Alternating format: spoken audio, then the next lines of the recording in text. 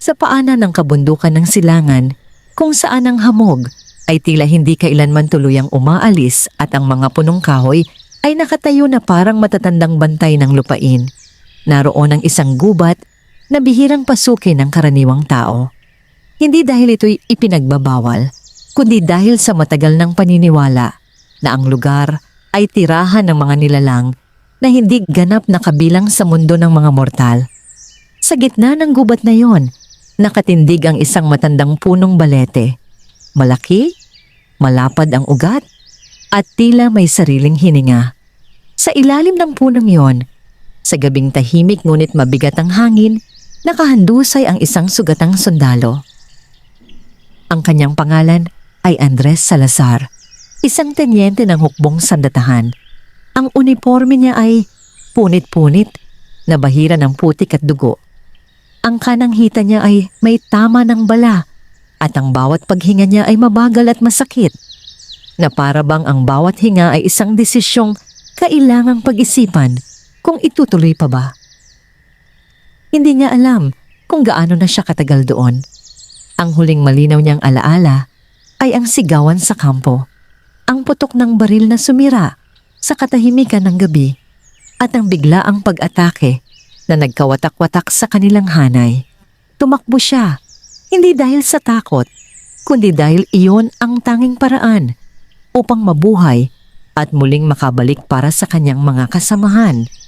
Ngunit sa gitna ng pagtakbo, isang matalim na kirot ang dumaan sa kanyang katawan, isang bala na tumama sa laman, at kasunod nito ang pagbagsak ng kanyang mundo sa dilim.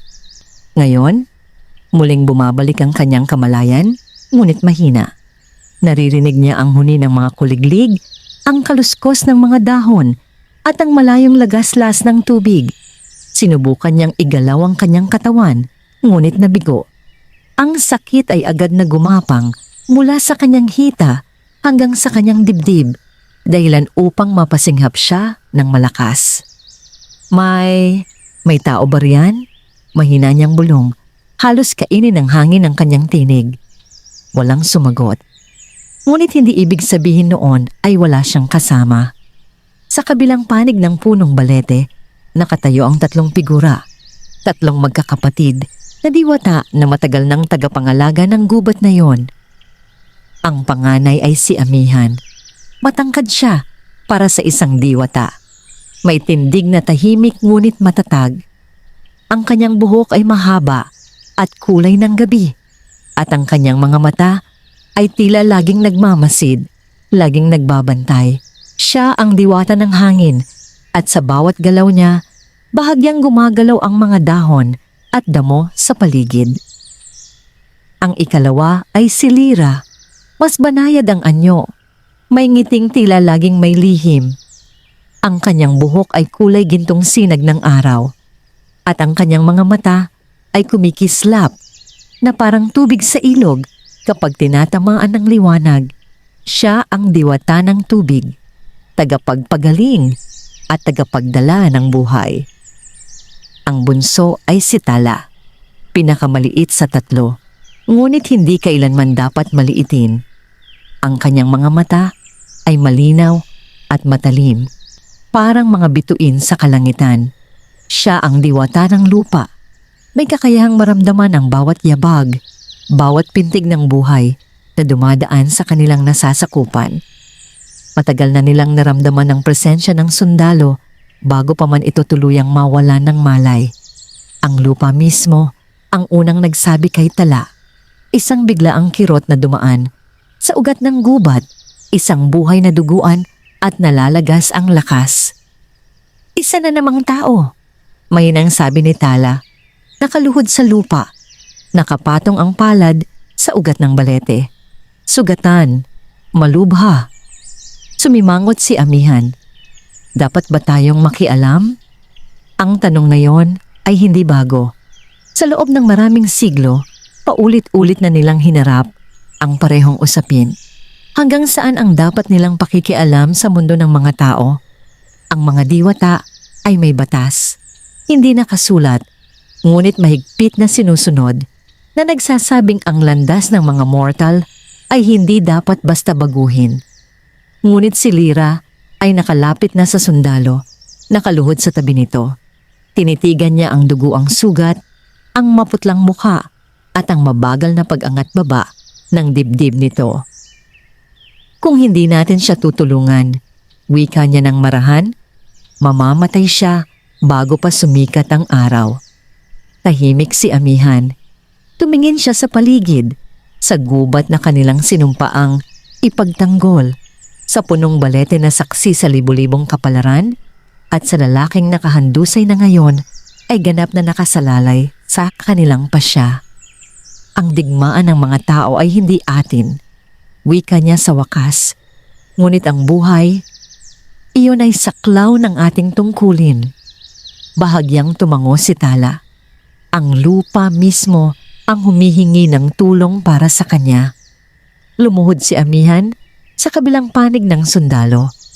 Itinaas niya ang kanyang kamay at marahang umihip ang hangin, tinatangay ang amoy ng dugo at alikabok. Ang paligid ay tila huminga ng sabay-sabay. Kung tutulungan natin siya, maring sabi ni Amihan, hindi ito magiging madali. Ang sugat niya ay gawa ng bakal at galit. Kakailanganin ng lakas nating tatlo. Ngumiti si Lyra, bagamat may lungkot sa kanyang mga mata. Kung gayon, magkasama nating gawin. Inilapit ni Lyra ang kanyang mga kamay sa sugat ng sundalo. Mula sa kanyang mga palad ay dumaloy ang malamig at malinaw na liwanag, parang tubig na umaagos. Dahan-dahang humupa ang pagdurugo, bagamat na natiling malalim ang sugat. Samantala, ipinatong ni Tala ang kanyang kamay sa lupa at ang mga ugat ng balete ay bahagyang gumalaw, tila nakikinig. Mula sa lupa ay umangat ang banayad na init, hindi mainit, kundi sapat upang panatilihin ang buhay sa katawan ng sundalo. Si Amihan naman ay tahimik na nakapikit, pinapakilos ang hangin upang panatilihing malinis ang paligid. Itinataboy ang anumang maaaring magdala ng impeksyon o panganib. Sa gitna ng kanilang ginagawa, bahagyang umungol ang sundalo. Dahan-dahan niyang iminulat ang kanyang mga mata at sa loob ng isang iglap, nakita niya ang tatlong figurang hindi niya kailanman inakalang totoo. Mga anghel ba kayo? Mahina niyang tanong. Halos pabulong. Nagkatinginan ang tatlong diwata. Hindi, sagot ni Lyra nang may banayad na ngiti. Ngunit hindi ka rin namin hahayaang mamatay. Muling pumikit si Andres. Ang lakas ay muling nilisan ang kanyang katawan. Ngunit bago tuluyang mawala ang kanyang malay, isang malinaw na pakiramdam ang bumalot sa kanya. Hindi siya nag-iisa at ang gubat na kinatatakutan ng marami ay siya palang magiging dahilan ng kanyang pag-asa. Sa ilalim ng punong balete, habang ang gabi ay unti-unting lumalalim, nagsimula ang isang ugnayang hindi dapat sana naganap. Isang ugnayan sa pagitan ng tatlong diwata at isang sugatang sundalo. Nakalaunan ay magbabago hindi lamang ng kanilang mga kapalaran, kundi ng balanse sa pagitan ng mundo ng tao at ng mundo ng mga nilalang na matagal nang nagtatago sa anino ng kagubatan. At sa katahimikan ng gabing iyon, ang gubat ay muling nagbantay. Alam nitong ang unang hakbang ay nagawa na at wala nang babalikan ng mga landas na tatahakin mula rito. Nang magising si Andres Salazar, ang unang pumasok sa kanyang isipan ay ang katahimikan. Hindi ito ang karaniwang katahimikan ng isang kampo matapos ang labanan, kundi isang uri ng katahimikang tila may sariling lalim. Parang may mga matang nagmamasid, may mga taingang nakikinig, ngunit walang anumang nagbabanta. Dahan-dahan niyang iminulat ang kanyang mga mata. Ang kisame na bumungad sa kanya ay hindi yari sa yero o tolda, kundi sa nagsasalimbayang mga sanga at dahon. Ang liwanag na tumatagos ay banayad, hinahati-hati ng mga dahon ng punong balete sa itaas. May amoy ng lupa at sariwang damo sa hangin. At sa malayo, ay maririnig ang banayad na lagaslas ng tubig. Sinubukan niyang gumalaw. Isang mahinang kirot ang gumapang sa kanyang hita. Ngunit hindi na ito ang nakapanlulumong sakit na huli niyang naramdaman. Napahinga siya ng malalim, halos hindi makapaniwala. Maingat niyang itinukod ang kanyang siko at bahagyang umangat ang kanyang katawan. "Saan ako?" bulong niya.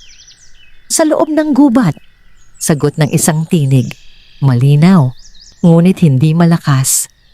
Napalingon si Andres.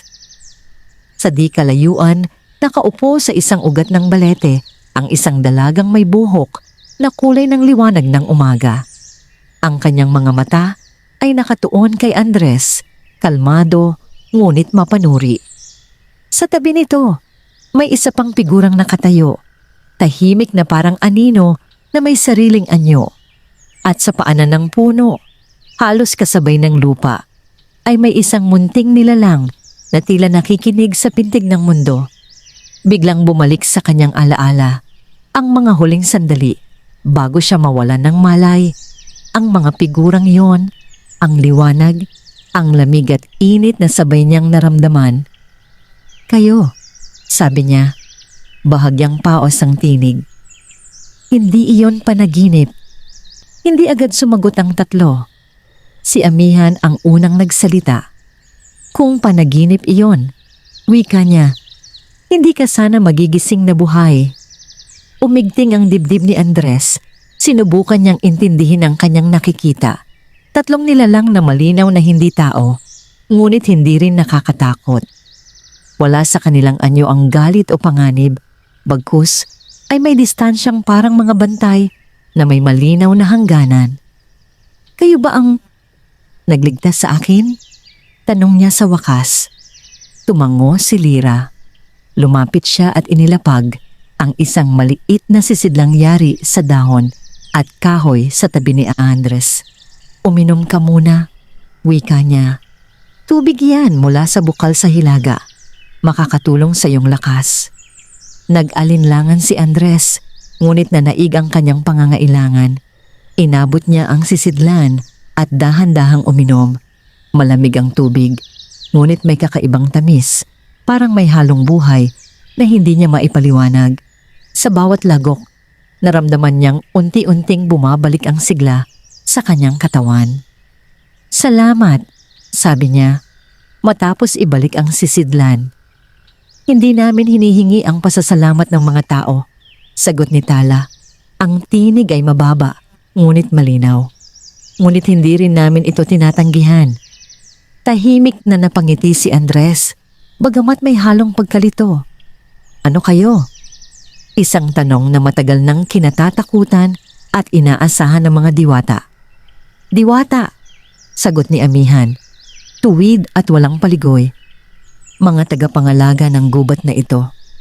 Kung may takot mang naramdaman si Andres, mabilis itong natabunan ng pagkamangha. Lumaki siyang nakikinig sa mga alamat, mga kwento ng mga diwata na tumutulong o nagpaparusa, depende sa asal ng tao. Ngunit kailanman ay hindi niya inakalang makakaharap niya ang mga ito ng ganito. "Bakit ninyo ako tinulungan?" tanong niya. Ang tono ay hindi mapanghamon, kundi taimtim. Nagkatinginan ang tatlo. "Dahil buhay ka," sagot ni Lira. "At dahil ang buhay mo ay nakarating sa aming nasasakupan sa oras na ikaw ay asa bingit." "Ngunit isa akong sundalo," dagdag ni Andres. "Bahagi ako ng digmaan ng mga tao. Hindi ba't dapat iwasan ninyo kami?" Bahagyang kumunot ang noo ni Amihan. "Ang digmaan ay gawa ng mga tao," wika niya. "Ngunit ang sugat na dumadaloy sa lupa dahil dito ay ramdam din namin. Hindi ka namin tinulungan dahil sa iyong uniforme, kundi dahil sa iyong hininga." Napatingin si Andres sa kanyang hita. Balot ito ng mga dahon at hibla ng halaman, maayos at mahigpit, na tila natural na benda. "Gaano kalala ang sugat ko?" "Hindi ka pa maaring tumayo," sagot ni Tala. "Ngunit mabubuhay ka. Iyon ang mahalaga." Isang mahabang katahimikan ang sumunod. Sa katahimikang yon, unti-unting napansin ni Andres ang paligid. Ang mga halaman na tila mas luntian kaysa karaniwan, ang hangin na may dalang banayad na lamig, at ang pakiramdam na ang bawat bagay ay may sariling presensya. Hindi ko alam kung paano ako babayaran, wika niya sa wakas. Huwag, mariing sabi ni Amihan. Ang utang ay nagbubuklod at ang pagbubuklod ng tao at diwata ay may kapalit. Napatigil si Andres. Kung ganoon, ano ang mangyayari sa akin? Mananatili ka rito, sagot ni Lira, hanggang sa kaya ka nang ilabas ng gubat nang hindi ka mamamatay sa unang hakbang. Hindi lahat ng tao ay pinapayagang manatili, dagdag ni Tala. Ngunit ikaw ay narito na. Muling napatingin si Andres sa tatlo. Sa kabila ng kanyang kalagayan, may isang bahagi sa kanya ang nakadama ng kakaibang kapanatagan, isang pakiramdam na matagal na niyang hindi nararanasan sa gitna ng mga utos, baril at takot. Kung ganoon, marahan niyang sabi, susundin ko ang inyong mga tuntunin. Isang bahagyang paggalaw ng hangin ang dumaan, parang pagtango ng gubat mismo. Magpahinga ka, wika ni Amihan. Ang unang gabi ng pananatili ay laging pinakamahalaga. Dahan-dahang humiga si Andres, ipinikit ang kanyang mga mata. Habang siya'y muling nilalamon ng antok, naramdaman niya ang presensya ng tatlong diwata, hindi bilang mga bantay na nagbabantang manakit, kundi bilang mga nilalang na nagbabantay upang tiyakin na ang hininga ng gubat at ang hininga ng tao ay pansamantalang nagkakasabay. Sa gabing iyon, sa ilalim ng punong balete, nagsimulang hubugin ang isang tiwalang marupok ngunit mahalaga. Isang tiwalang sa paglipas ng panahon ay haharap sa mga pagsubok na higit pa sa sugat ng isang sundalo. At ang gubat, gaya ng dati, ay nanatiling tahimik, ngunit hindi na bulag sa mga pagbabagong unti-unting umuusbong sa loob nito. Lumipas ang 3 araw na tila iisa lamang ang anyo ng umaga at gabi para kay Andres Salazar. Sa loob ng gubat, ang oras ay hindi sinusukat ng kampana o relo, kundi ng galaw ng liwanag sa pagitan ng mga dahon at ng pagbabago ng lamig ng hangin. Sa bawat paggising niya, naroon pa rin ang matandang punong balete, ang mga halamang tila masiglang nakapaligid, at ang 3 diwata na unti-unti niyang nakikilala hindi bilang mga alamat, kundi bilang mga nilalang na may sariling katahimikan at layunin. Ang sugat sa kanyang hita ay patuloy na gumagaling, ngunit hindi pa sapat upang siya'y makalakad ng maayos. Sa bawat pagtatangkang umupo o igalaw ang kanyang paa, agad siyang pinapaalalahanan ng katawan niya ng mga hangganang hindi pa niya maaaring tawirin. Si Lira ang madalas na nasa kanyang tabi. Tuwing umaga, dala nito ang tubig mula sa bukal at mga halamang dinikdik upang ilapat sa sugat.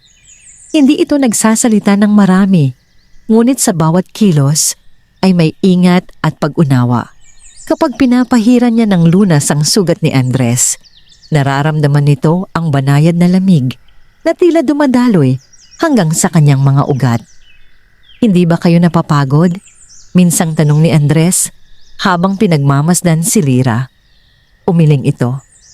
Ang pag-aalaga ay hindi pagod, sagot niya. Ito ay bahagi ng daloy. Samantala, si Tala ay bihirang lumapit ng direkta. Madalas siyang nakaluhod sa lupa, may ginagawa sa mga ugat at bato, o kaya'y nakaupo sa malayo, tila nakikinig sa isang tinig na hindi marinig ng iba. Ngunit sa tuwing may pagbabago sa kalagayan ni Andres, isang biglang pag-init ng sugat o kakaibang kirot, si Tala ang unang nakakapansin. At ikaw? Tanong ni Andres minsan kay Tala. Ano ang ginagawa mo?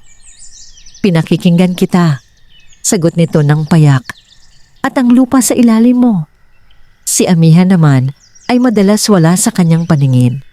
Ngunit sa tuwing iinit ang hangin o biglang lilinaw ang paligid matapos ang ulan, alam ni Andres na naroon ang panganay na diwata. Nagbabantay mula sa mas mataas na bahagi ng gubat, tinitiyak na walang ibang nilalang o tao ang lalapit nang hindi nila nalalaman. Sa ikatlong gabi, habang ang liwanag ng buwan ay bahagyang tumatagos sa mga sanga ng balete, naramdaman ni Andres ang pangangailangang magsalita. "May mga tuntunin ba akong nilalabag?" tanong niya. Basag ang katahimikan. Nakatayo si amihan sa malapit. Ang anyo'y malinaw sa ilalim ng liwanag ng buwan. "Bakit mo na itanong?" "Dahil nararamdaman kong may mga bagay na hindi ko dapat gawin," sagot ni Andres. "Pero hindi ko alam kung ano ang mga yon." Tahimik na lumapit si Lira. Umupo sa tabi ng sundalo. Si Tala naman ay umangat mula sa lupa. Tila sumang-ayon sa pag-uusap na magsisimula pa lamang. "May mga batas ang gubat," wika ni amihan. "Hindi sila nakasulat, ngunit malinaw sa mga nakatira rito." "Anong uri ng mga batas?" tanong ni Andres. "Paggalang," sagot ni Tala. "Pakikinig at hindi pag-angkin." Hindi agad na unawaan ni Andres ang huling sinabi. Hindi pag-angkin. Ang tao, paliwanag ni Lira, ay may likas na ugaling mag-angkin. Lupa, tubig, buhay. Kapag pumasok ang isang tao sa gubat na may ganitong pag-iisip, nagiging magaspang ang daloy. Napayuko si Andres. "Sundalo ako," wika niya. "Sanay akong tumanggap ng utos. Sanay akong sakupin ang lugar kung kailangan." "Alam namin," sagot ni amihan. "Iyon ang dahilan kung bakit delikado ang iyong pananatili." Rito, tumaas ang tingin ni Andres. "Kung ganoon, bakit ninyo pa rin ako hinayaang manatili?" Isang mahabang katahimikan ang bumalot sa kanila. Sa katahimikang yon, tila ang gubat mismo ay nakikinig. "Dahil sa paraan ng iyong pagdating," sagot ni Tala sa wakas. "Hindi ka pumasok upang manakit. Ikaw ay tumakbo upang mabuhay." "May pagkakaiba ba yon?" tanong ni Andres. "Oo," mariing sagot ni amihan. "Ang intensyon ng unang hakbang ng bawat kilos, ang gubat ay hindi bulag sa intensyon." Dahan-dahang huminga si Andres. Sa unang pagkakataon, mula nang siya'y maging sundalo, may nagsasalita sa kanya tungkol sa layunin na lampas sa utos at ranggo. "Ano ang mangyayari kapag ako'y gumaling?" tanong niya. "Kapag ikaw ay gumaling," sagot ni Lira, "kailangan mong umalis." Isang bigat ang bumaba sa dibdib ni Andres.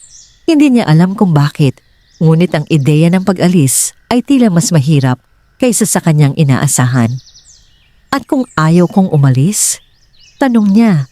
Halos hindi marinig ang tinig. Bahagyang kumunot ang noo ni amihan. "Kung pipiliin mong manatili, lalabag ka sa batas ng parehong mundo. Ang tao ay hindi maaaring maging bahagi ng gubat," dagdag ni Tala. "At ang diwata ay hindi maaaring sumama sa landas ng tao." Tumango si Andres, bagamat may lungkot sa kanyang mga mata. Naiintindihan ko. Ngunit sa kanyang isipan, may mga tanong na hindi pa niya kayang bigkasin. Mga tanong tungkol sa kung saan na talaga siya nabibilang at kung ang buhay na iniwan niya sa labas ng gubat ay siya pa ring buhay na nais niyang balikan. Habang lumalalim ang gabi, muling humiga si Andres. Ang kanyang katawan ay pagod, ngunit ang kanyang isipan ay gising na gising. Sa paligid niya, naroon ang 3 diwata. Bawat isa'y bantay ng sariling hangganan. Bawat isa'y may alam na ang pananatili ng sundalo ay simula pa lamang ng isang pagsubok na hindi kayang lutasin ng mga batas na hindi nasusulat.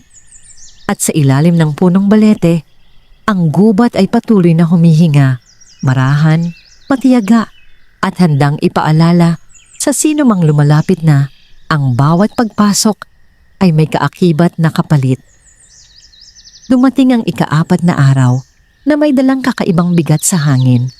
Napansin ito ni Andres bago pa man magsalita ang alinman sa 3 diwata. Ang mga ibon ay mas tahimik kaysa dati at ang karaniwang banayad na simoy na dumaraan sa pagitan ng mga dahon ay tila nag-aatubili, parang may pinipigil na paghinga. Hindi pa man sumisikat ang araw, gising na si Amihan. Nakatayo siya sa mataas na sanga ng isang punong malapit sa hangganan ng gubat. Nakapikit ang mga mata, bukas ang mga palad. Ang hangin ay gumagalaw sa paligid niya. Dala ang mga tunog na hindi naririnig ng karaniwang tainga. Mga yabag, kaluskos, at ang mabigat na presensyang nagmumula sa labas ng kanilang nasasakupan. May paparating. Sa paanan ng punong balete, bahagyang bumangon si Andres mula sa kanyang hinihigaan.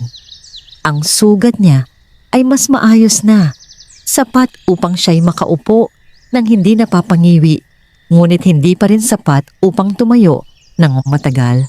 Napansin niyang wala si Lira sa kanyang tabi at si Tala ay tahimik na nakaluhod sa lupa. Ang mukha ay mas seryoso kaysa dati. May mali, sabi ni Andres, higit na pahayag kaysa tanong. Tumango si Tala. May mga paa sa lupa na hindi kabilang dito. Mga tao? Tanong ni Andres. Mga taong may bakal, sagot ni Tala. At galit. Nanikip ang dibdib ni Andres. Hindi niya kailangang hulaan kung ano ang ibig sabihin noon. Mga sundalo, wika niya. Sa sandaling iyon, dumating si Lira. May dalang sisidlan ng tubig, ngunit halatang hindi mapakali. Nasa hangganan na sila, sabi niya kay Amihan na kagagaling lamang bumaba mula sa mga sanga. Gaano kalapit? Tanong ni Amihan. Mas malapit kaysa sa dapat, sagot ni Lira. Tumahimik ang tatlo. Ang hangganan ng gubat ay hindi isang pisikal na guhit na makikita, ngunit ito'y malinaw sa mga nilalang na tagapangalaga nito. Kapag may tumawid ng hindi nararapat, nagbabago ang daloy. Ang lupa ay nagiging mabigat. Ang hangin ay nagiging siksik. Hinahanap nila ako, sabi ni Andres, mababa ang tinig. May protocol kapag may nawawalang opisyal, hindi sila titigil. Tumingin si Amihan sa kanya. Ang mga mata ay matalim, ngunit hindi mapanisi. Kung lalapit sila rito, malalabag ang katahimikan ng gubat.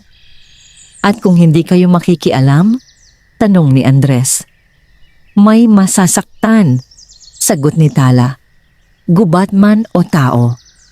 Isang mabigat na katahimikan ang bumalot sa kanila. Ang mga batas na binanggit nila ilang gabi na ang nakalipas ay tila biglang naging mas totoo, mas mapanganib. Ano ang gagawin ninyo? Tanong ni Andres. Aalamin muna, sagot ni Amihan. Hindi kami kikilos nang hindi kinakailangan. Lumapit siya kay Andres at marahang inilapat ang kanyang palad sa hangin sa ibabaw ng sugat nito. Isang banayad na simoy ang dumaan, sapat upang pagaanin ang pakiramdam ng sundalo. Huwag kang gagalaw, bilin ni Amihan, at huwag kang tatawag. Tumango si Andres, bagamat ang kanyang isip ay puno ng takot at pagkakasala. Ang gubat na nagbigay sa kanya ng buhay ay ngayon ay nalalagay sa panganib dahil sa kanya. Habang ang araw ay unti-unting sumisikat, ang 3 diwata ay kumilos. Nang hiwa-hiwalay, ngunit may iisang layunin. Si Amihan ay nagtungo sa itaas, sa mga taluktok ng puno, sa lugar kung saan pinakamalinaw ang hangin. Mula roon, ginabayan niya ang mga daloy, inililihis ang mga tunog at amoy upang ilayo ang pansin ng mga paparating. Si Lira ay lumapit sa bukal. Pinalakas ang agos nito, pinahiran ng kanyang kapangyarihan ang mga halaman sa paligid upang manatiling tahimik ngunit handang tumugon. Si Tala naman ay nanatili sa lupa. Inilatag ang kanyang mga kamay sa malawak na bahagi ng gubat pinaparamdam sa lupa ang banta at hinihiling ang kooperasyon nito. Sa di kalayuan, sa labas ng hangganan, 3 lalaki ang dahan-dahang sumusulong. "Sigurado ka bang dito siya pumasok?" tanong mo ng isa, hawak ang baril ng mahigpit. "Oo," sagot ng isa pa. "May bakas hanggang dito. Pagkatapos niyon, parang nawala." "Walang nawawala basta-basta," sabi ng ikatlo. "Mag-ingat kayo. May mga kwento tungkol sa lugar na ito." Sa bawat hakbang nila palapit, ang lupa ay bahagyang lumalambot. Ang mga ugat ay tila sumasabit sa kanilang mga paa. Ang hangin ay biglang umiikot, dinadala ang mga tunog palayo sa kanilang pandinig.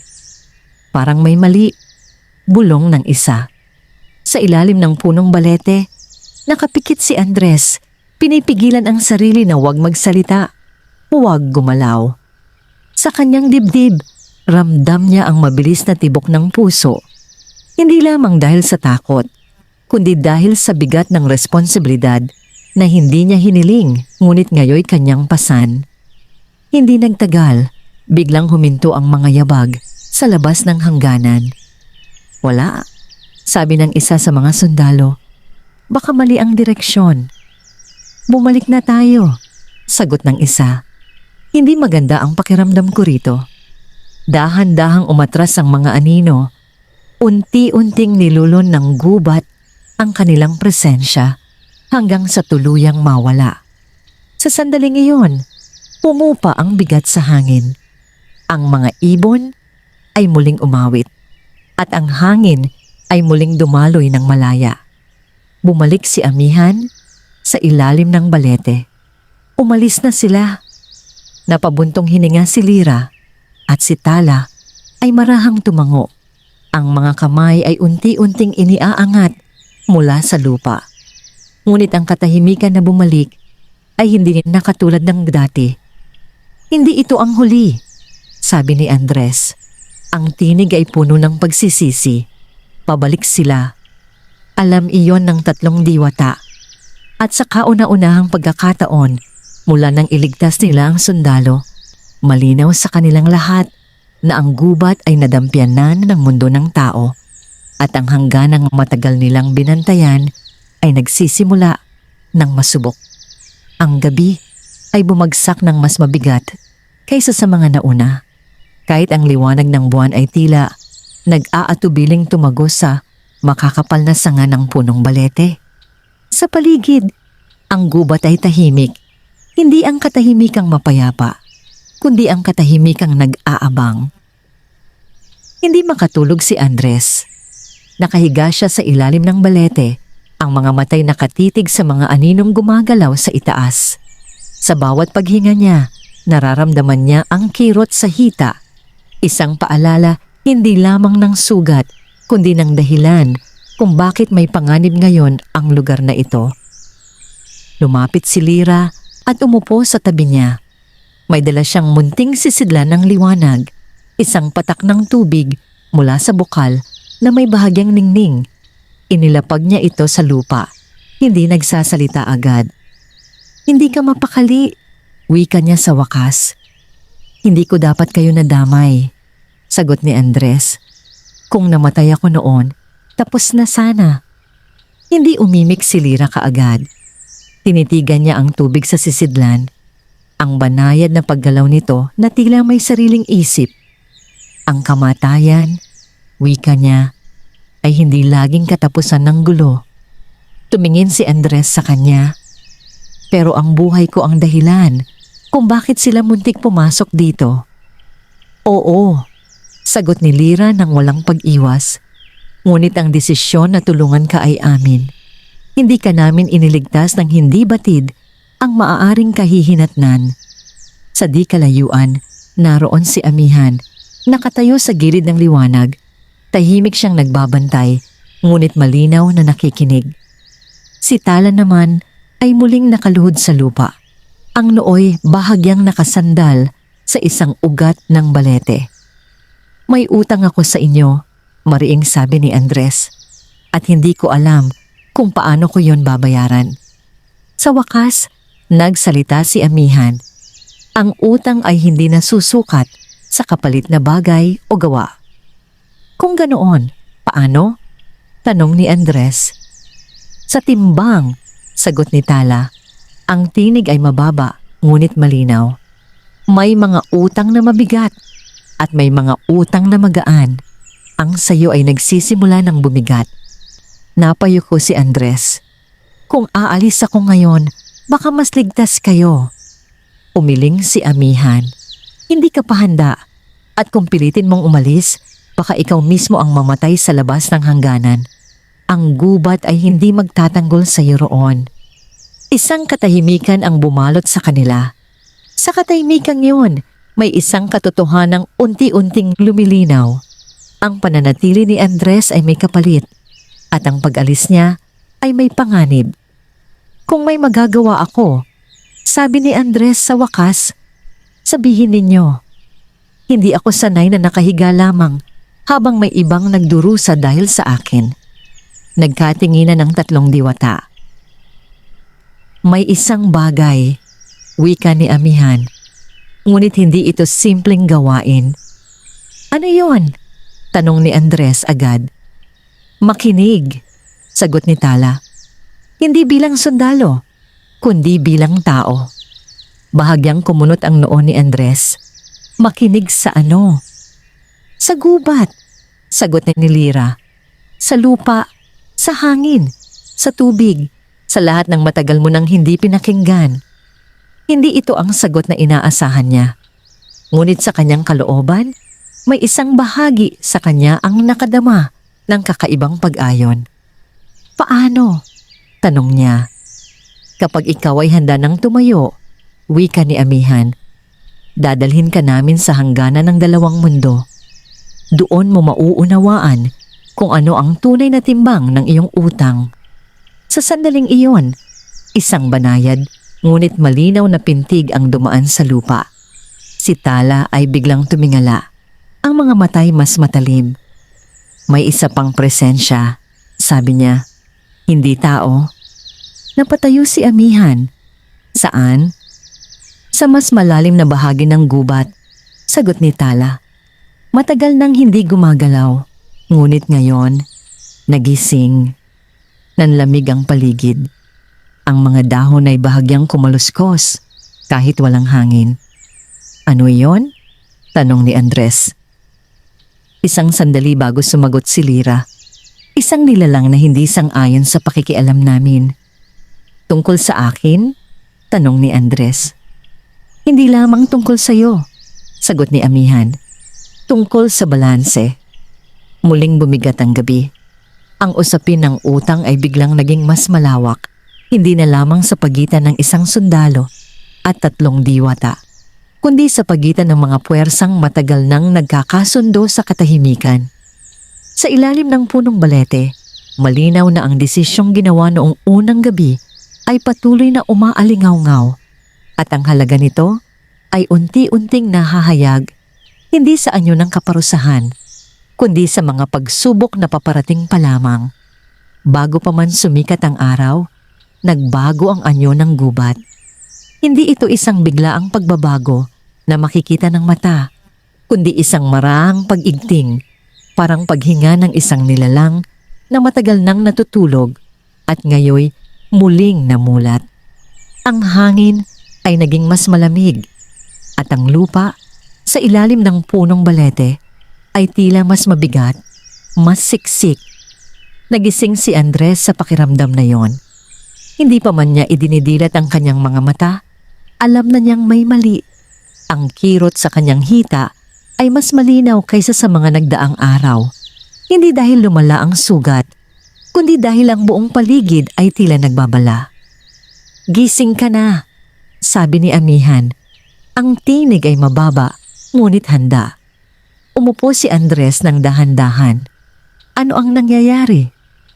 Ang nilalang na naramdaman ni Tala, sagot ni Lira, ay ganap ng nagising. Sa di kalayuan, si Tala ay nakatayo, hindi nakaluhod gaya ng dati. Ang kanyang mga paa ay nakatanim sa lupa at ang mga palad niya ay bahagyang nakaangat, parang handang saluhin ang anumang darating. Hindi ito tulad ng iba, wika ni Tala. Ito ay matanda, mas matanda kaysa sa alaala ng karamihan. Isa ba itong kaaway? Tanong ni Andres. Hindi sa paraang nauunawaan ng tao, sagot ni Amihan. Ito ay tagapangalaga rin, ngunit ng isang mas lumang kaayusan. Lumalim ang katahimikan. Sa bawat segundo, tila mas lumalakas ang pintig sa lupa. Hindi tunog, kundi pakiramdam. Ano ang gusto nito? Tanong ni Andres. Balanse, sagot ni Lira. At naniniwala itong nasira iyon. Dahil sa akin, wika ni Andres, hindi na tanong kundi konklusyon. Hindi siya kinontra ng alinman sa tatlo. Sa wakas, nagsalita si Amihan. Hindi dahil sa iyong pagdating lamang, kundi dahil sa aming pagpili. Sa sandaling iyon, ang lupa sa di kalayuan ay bahagyang umangat. Hindi sapat upang bumuka, ngunit sapat upang iparamdam ang presensya ng isang bagay na hindi na kontento sa pananatili sa ilalim. Isang mabigat na anino ang gumalaw sa pagitan ng mga puno. Hindi ito malinaw ang anyo. Tila binubuo ng lupa, ugat, at lumang alaala. Sa bawat paggalaw nito, may mga dahong nalalaglag at ang hangin ay napipilitang umiwas. Hindi ito lalapit hanggat hindi kinakailangan, sabi ni Tala. Ngunit pinagmamasdan tayo. Naramdaman ni Andres ang bigat ng takot, ngunit higit doon ay ang bigat ng pananagutan. Kung ako ang sanhi, handa akong umalis. Mabilis na umiling si Lira. Hindi ganoon kasimple. Ang pag-alis mo ngayon, dagdag ni Amihan, ay parang pagtatapon ng bato sa umaagos na ilog. Hindi nito aayusin ang agos, lalo lamang nitong guguluhin. Tapos ano ang gagawin natin? Tanong ni Andres. Saglit na nag-isip si Tala, ang mga matay nakapikit. Kailangang harapin. Harapin. Napalunok si Andres. Paano? Hindi sa lakas, sagot ni Lira, kundi sa pag-unawa. Sa sandaling iyon, muling gumalaw ang anino. Isang mababang panginginig ang dumaan sa lupa, sapat upang mapayuko si Andres sa sakit. Agad na lumapit si Amihan at hinawakan ang balikat niya. Huwag kang gagalaw. Mula sa anino, isang tinig ang umalingaw-ngaw. Hindi malinaw na salita, kundi isang pakiramdam na sabay-sabay pumasok sa isipan nilang lahat. May lumabag, may iningatan na hindi dapat iningatan. Napasinghap si Andres. Ang mensahe ay malinaw, kahit walang wika. Kilalang kilala ka ng gubat, wika ni Tala ng marahan. Ngunit hindi ka pa nito nauunawaan. Paano ko ipapaliwanag ang sarili ko sa isang nilalang na mas matanda kaysa sa lahat ng alam ko? Tanong ni Andres, halos pabulong. Sa katotohanan, sagot ni Amihan, at sa kahandaang makinig. Dahan-dahang inilapit ni Amihan ang kanyang kamay sa dibdib ni Andres. Isang banayad na simoy ang dumaloy. Pinapakalma ang kanyang paghinga. Kapag dumating ang sandali, wika ni Amihan, hindi ka namin ipagtatanggol sa paraang inaasahan mo. Tumingin si Andres sa kanya. Ibig mong sabihin, hindi ka namin ipagtatago, sagot ni Lira. Hindi ka rin namin ipaglalaban gamit ang aming kapangyarihan. Nanlamig si Andres. Kung ganoon, mamamatay ako. Hindi, mariing sabi ni Tala. Kung ikaw ay makikinig. Muling gumalaw ang anino. Mas malinaw ngayon ang presensya nito. Ang mga ugat ng lupa ay tila kumikilos patungo sa ilalim ng balete. Ngunit huminto sa isang hindi nakikitang hangganan.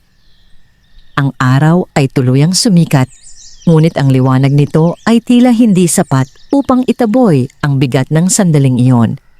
Sa ilalim ng punong balete, malinaw na ang susunod na hakbang ay hindi lamang pagsubok ng lakas, kundi ng loob.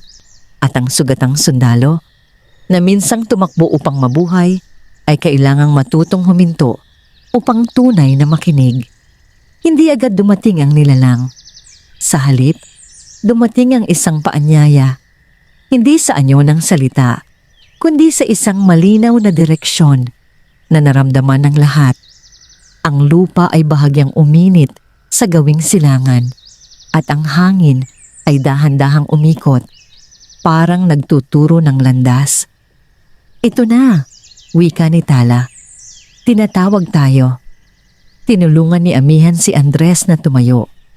Masakit pa rin ang kanyang hita, ngunit sapat na ang lakas niya upang makalakad ng dahan-dahan, may tungkod na yari sa sanga at baging na inihanda ni Tala. Hindi pa huli ang lahat, sabi ni Andres habang nagsisimula silang maglakad. Kung umatras ako. Hindi, putol ni Amihan. Ang pag-atras ngayon ay isa ring pagpili. Tahimik silang naglakad sa pagitan ng mga puno. Ang gubat ay tila nakabukas ang landas para sa kanila. Ang mga sanga ay bahagyang umaangat. Ang mga ugat ay hindi humaharang. Ngunit walang kagaanan sa bawat hakbang. Bawat metro ay may bigat ng desisyon. Sa di kalayuan, unti-unting nagbago ang anyo ng paligid. Ang mga punong kahoy ay mas matanda, mas makapal ang balat at ang lupa ay mas madilim. Dito nagtatagpo ang dalawang daloy, ang gubat na kilala ng mga diwata at ang mas lumang kaayusan na matagal nang hindi ginagalaw. Hanggang dito lamang kami, wika ni Lira nang huminto sila sa isang malawak na clearing. Hindi ba kayo sasama? Tanong ni Andres na palingon sa tatlo. Makakasama kami, sagot ni Amihan. Ngunit hindi kami mangunguna. Sa gitna ng clearing, may isang bahagyang umbok ng lupa. Parang hininga na huminto sa paglanghap. Sa ibabaw nito, may mga ugat na magkakaugnay. Tila bumubuo ng isang hugis na hindi ganap na anyo. Mabigat ang hangin. Lumapit ka, sabi ni Tala kay Andres. Huminga ng malalim si Andres at dahan-dahang naglakad pasulong. Sa bawat hakbang, ramdam niya ang lupa sa ilalim ng kanyang paa. Hindi bilang lupa lamang, kundi bilang isang presensyang may alaala. Hindi ako marunong magsalita sa gubat, sabi niya. Ang tinig ay nanginginig ngunit malinaw. Ngunit narito ako. Isang panginginig ang dumaan sa clearing. Ang mga ugat ay bahagyang gumalaw at mula sa lupa ay umangat ang isang anyong mas malinaw kaysa dati. Hindi tao, hindi hayop, kundi isang pagsasanib ng lupa, bato, at lumang buhay. Ikaw ang dinala rito. Dumaloy ang tinig sa kanilang isipan. Oo, sagot ni Andres, bagamat walang salitang lumabas sa kanyang bibig. Bakit? Napapikit si Andres. Sa unang pagkakataon, wala siyang ranggo, walang uniforme, walang utos na masasandalan. Dahil natatakot akong mamatay, sagot niya. At dahil may mga taong umaasa sa akin, kahit hindi ko alam kung tama ang ginagawa ko. Isa katahimikan ang sumunod. Ang nilalang ay tila nag-iisip kung ang pag-iisip man ay tamang salita. Ikaw ay dinala ng dahas, ngunit ikaw ay iningatan ng pag-aalaga. Mula sa likuran, naramdaman ni Andres ang presensya ni Amihan, Lira at Tala. Hindi bilang sandigan, kundi bilang mga saksi. Hindi ko hiningi ang tulong nila, wika ni Andres, ngunit tinanggap ko ito. Ang pagtanggap ay may kapalit. Alam ko, sagot ni Andres, at handa akong akuin iyon. Ang mga ugat sa paligid ay bahagyang kumilos. Ang hangin ay tila huminto. Ano ang handa mong ibigay? Ang tanong ay tumama kay Andres ng mas mabigat kaysa sa anumang bala. Sa isang iglap, bumalik sa kanya ang lahat. Ang mga utos na sinunod niya nang hindi nagtatanong. Ang mga lugar na kanyang dinaanan na iniwang wasak. Ang mga pagkakataong pinili niyang huwag makinig. Hahantong ba ito sa aking kamatayan Tanong niya. Hindi tiyak. Napangiti si Andres, mapait, ngunit totoo. Kung ganoon, ibibigay ko ang natitira kong lakas upang hindi na muling madamay ang gubat sa digmaan ng mga tao. Isang mahabang katahimikan ang sumunod. Ang nilalang ay tila lumalalim. Ang presensya ay nagiging mas buo. Ang iyong salita ay maririnig. Ngunit hindi sapat ang salita lamang. Sa sandaling iyon, naramdaman ni Andres ang kirot sa kanyang hita. Mas matindi kaysa dati. Napaluhod siya. Ang mga palad ay dumampi sa lupa. Hindi! Sigaw ni Lyra, ngunit hindi siya lumapit. Hayaan, mariing sabi ni Tala. Ito ang pakikinig. Sa ilalim ng kanyang mga kamay, naramdaman ni Andres ang pintig ng lupa. Mabagal, malalim, at puno ng alaala. Sa unang pagkakataon, hindi niya tinangka itong kontrolin o takasan. Hinayaan niyang dumaloy ang sakit, ang takot, at ang pag-unawa. Sa sandaling iyon, nagbago ang hangin. Ang nilalang ay bahagyang umatras, ang anyo'y hindi na kasing bigat. Ang hangganan ay kinilala. Mabagal na humupa ang panginginig. Si Andres ay nanatiling nakaluhod, tingalin ngunit buhay. Hindi pa tapos. Wika ni amihan ng marahan. Ngunit tinanggap ka na ng hangganan. Habang ang liwanag ng araw ay unti-unting bumabalik sa clearing, malinaw na ang mundo ng tao at ang mundo ng diwata ay sandaling nagtagpo. At sa gitna nito, may isang sugatang sundalo na ngayon ay may pasaning higit pa sa kanyang sariling buhay. Hindi agad tumayo si Andres. Nanatili siyang nakaluhod sa gitna ng clearing. Ang mga palad ay nakapatong pa rin sa lupa na unti-unti nang lumalamig. Ang panginginig na kanina'y bumalot sa kanyang katawan ay humupa. Ngunit may naiwan, isang mabigat na pakiramdam na hindi na lamang sakit kundi alaala. Lumapit si Lyra at marahang inilapat ang kanyang kamay sa balikat ni Andres. Tama na, wika niya. Narinig ka na. Dahan-dahang umangat ang tingin ni Andres. Ang anyo ng nilalang ay hindi na malinaw. Ang mga ugat ay muli nang bumalik sa lupa at ang umbok ay tila isa na lamang karaniwang bahagi ng clearing. Ngunit alam niyang may nagbago. Ang hangin ay mas magaan at ang katahimikan ay hindi na nagbabantang manahimik. Hindi ko alam kung tama ang sinabi ko, sabi ni Andres bahagyang paos. Ngunit iyon ang totoo. Ang katotohanan, sagot ni amihan, ay hindi laging tama o mali. Ito ay totoo lamang. Tinulungan nila siyang tumayo. Mas mabigat ang kanyang katawan kaysa dati, ngunit mas matatag ang kanyang mga hakbang. Habang nagsisimula silang bumalik sa ilalim ng punong balete, napansin ni Andres na ang gubat ay tila mas mapagmasid, hindi mapanuri, kundi mapagtala. May naiwan ba akong bakas? Tanong ni Andres, hindi sigurado kung kanino niya ito itinatanong. Mayroon, sagot ni Tala. Lahat ng dumaraan ay may iniiwan. Ang mahalaga ay kung ano ang anyo nito. Tumigil sila saglit sa gilid ng isang maliit na sapa. Ang tubig ay malinaw, ngunit sa ibabaw nito ay may bahagyang guhit ng liwanag. Isang anyong hindi likas, ngunit hindi rin banyaga. Iyan, wika ni Lyra, ang bakas ng pakikinig. Lumuhod si Andres sa tabi ng sapa at tinitigan ang refleksyon niya. Ang mukhang bumungad ay kanya pa rin, ngunit may pagbabago. Parang may bigat na natanggal at may bagong bigat na pumalit. May mangyayari ba sa akin? Tanong niya. May mangyayari, sagot ni amihan, ngunit hindi ngayon. Pagbalik nila sa ilalim ng punong balete, napansin agad ni Andres ang kakaibang katahimikan. Ang mga ibon ay naroon, ngunit mas banayad ang kanilang awit. Ang hangin ay dumadaloy ng mas pantay at ang lupa ay tila mas matatag sa ilalim ng kanyang paa.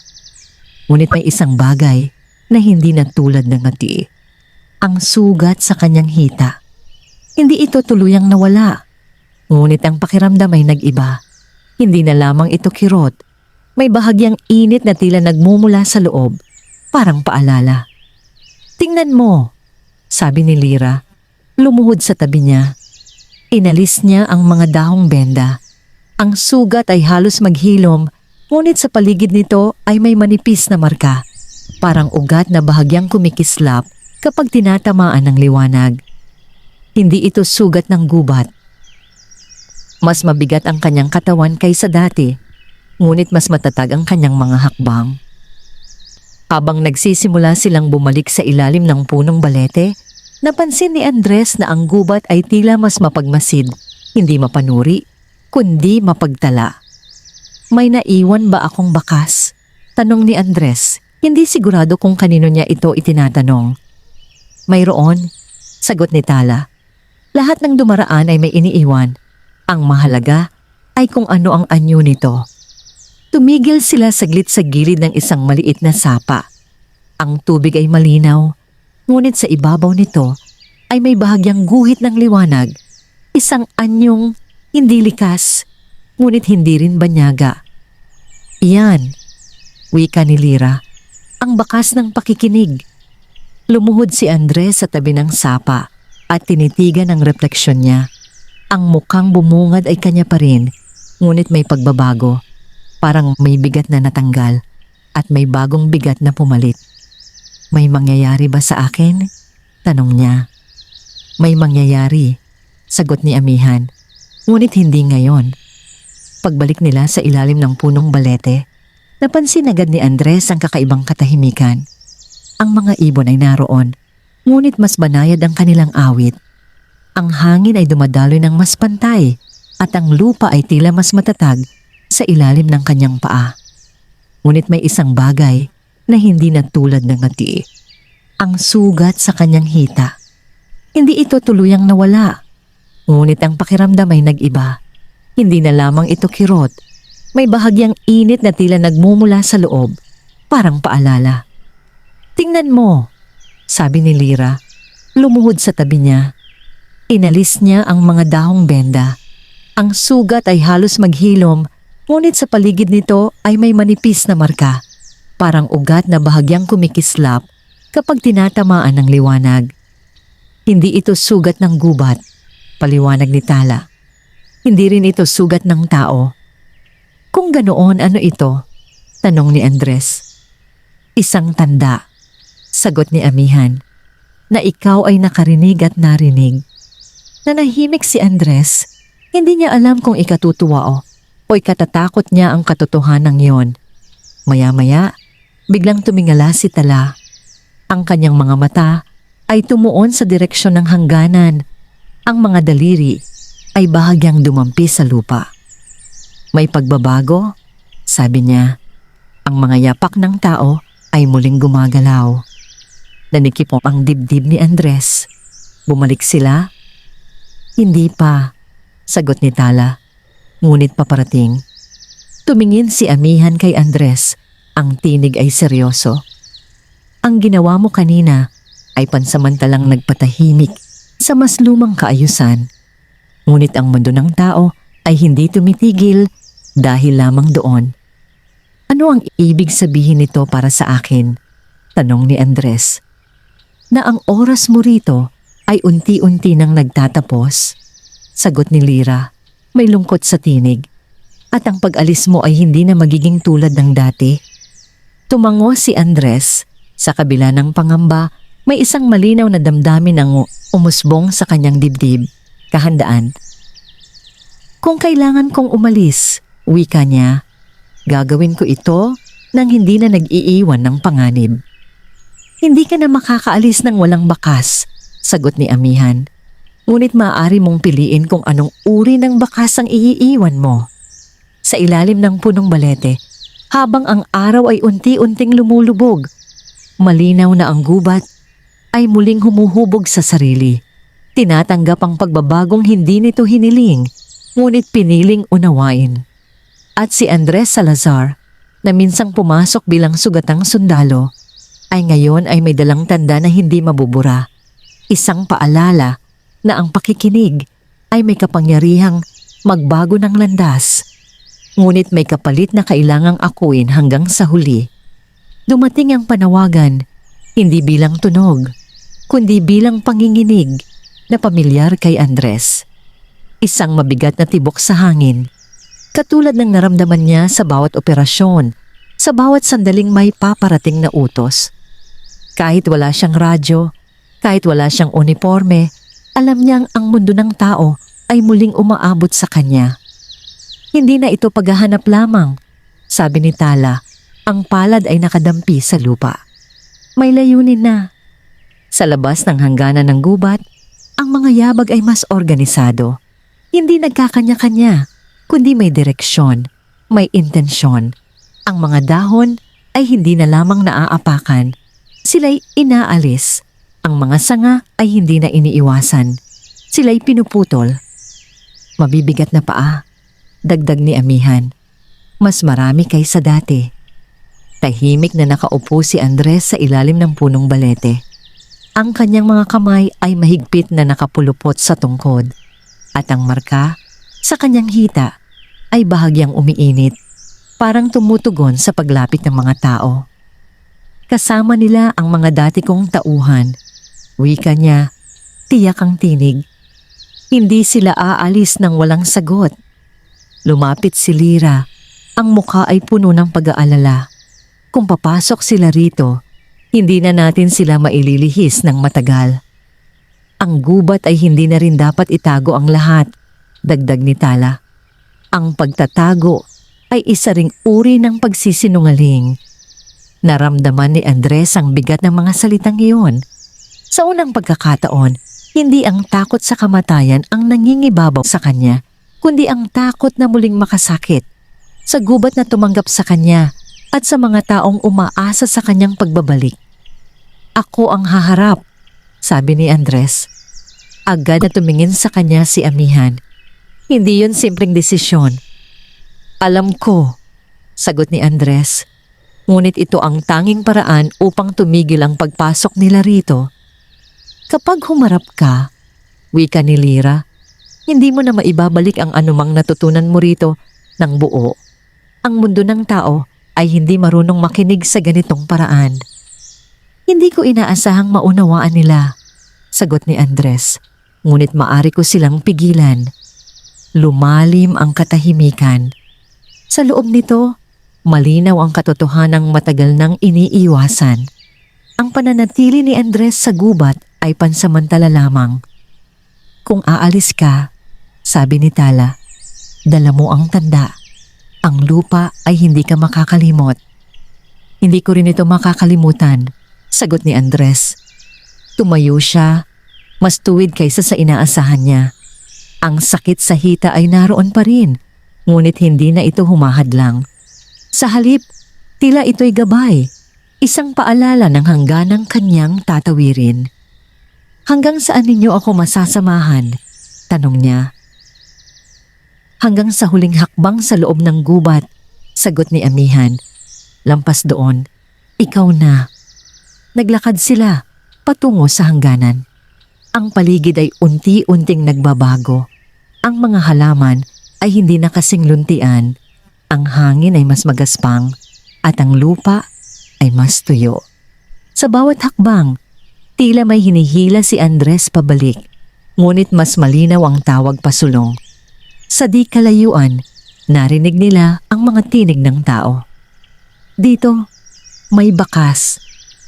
Mag-ingat kayo. Huminto si Andres. Huminga siya ng malalim at humarap sa tatlong diwata. Hindi ko alam kung muling magkikita pa tayo, wika niya. Hindi lahat ng ugnayan ay kailangang ulitin, sagot ni Lira. Ang ilan ay sapat nang mangyari.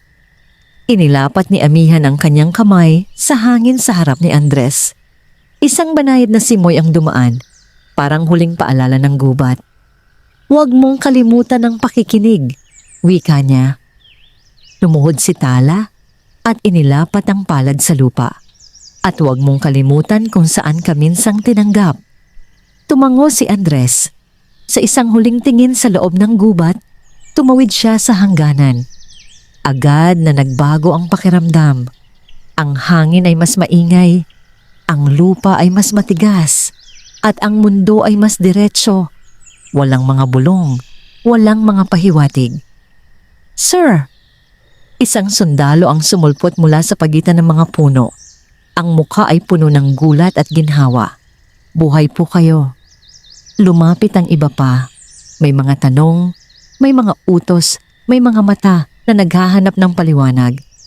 Tumayo si Andres sa gitna nila, sugatan, ngunit matatag. "Uuwi tayo," wika niya, "at iiwan natin ang lugar na ito." "Sir?" Naguguluhang tanong ng isa. "Walang hahabol," dagdag niya. "Walang sisira, walang babalik." Hindi nila lubos na naunawaan, ngunit may bigat ang kanyang tinig. Isang bigat na hindi galing sa ranggo, kundi sa karanasang hindi niya maipapaliwanag. Sa likuran niya, sa loob ng gubat na hindi na nila makita, nanatiling nakatayo ang 3 diwata. Tahimik, nagbabantay, at handang tanggapin na ang isang bahagi ng kanilang mundo ay tuluyan ng tumawid sa landas ng tao. Umalis ang mga sundalo bago pa tuluyang dumilim ang langit. Hindi na muling lumingon si Andres Salazar sa gubat habang tinatahak ang pababang landas, hindi dahil sa paglimot, kundi dahil alam niyang ang ilang bagay ay mas pinangangalagaan kapag hindi pinipilit balikan. Ang bawat hakbang palayo ay may bigat, ngunit may katiyakang hindi niya nadama noon, isang anyo ng kapanatagan na hindi galing sa utos o tagumpay. Sa likuran niya, ang gubat ay muling isinara ang sarili. Hindi sa galit, hindi sa takot, kundi sa pag-unawa. Sa ilalim ng punong balete, tahimik na nakatayo sina Amihan, Lira at Tala. Walang salita ang kailangang bigkasin. Ang hangin ay muling dumaloy ng natural. Ang tubig ay nagpatuloy sa pag-agos at ang lupa ay muling huminga ng buo. Natapos na ang kanyang bahagi rito, wika ni Lira, marahan. Ngunit ang bakas ay mananatili. Sagot ni Tala, ang palad ay nakadampi sa ugat ng balete. Hindi bilang sugat, bilang paalala, dagdag ni Amihan. Sa mas malalim na bahagi ng gubat, ang mas lumang kaayusan ay muling nanahimik. Ang nilikhang nagising ay hindi na gumalaw, hindi dahil natalo, kundi dahil ang timbang ay muling nais sa ayos. Ang balanse ay hindi perpekto, hindi kailanman magiging ganoon, ngunit ito ay sapat. Samantala, sa mundo ng tao, bumalik si Andres sa hanay na may dalang katahimikan na hindi mapangalanan ng iba. Ang kanyang sugat ay tuluyang gumaling, ngunit ang marka ay nanatili, isang manipis na guhit na tila ugat, halos hindi napapansin, maliban sa mga sandaling siya'y humihinto upang makinig. Nagpatuloy ang digmaan, nagpatuloy ang mga utos. Ngunit may nagbago. Sa tuwing may operasyon na dadaan malapit sa kagubatan, siya ang unang magsasabing umiwas. Sa tuwing may desisyong kailangang gawin, siya ang unang humihinto bago magsalita. Hindi niya ikinuwento ang kanyang naranasan. Alam niyang hindi iyon mauunawaan sa salita lamang.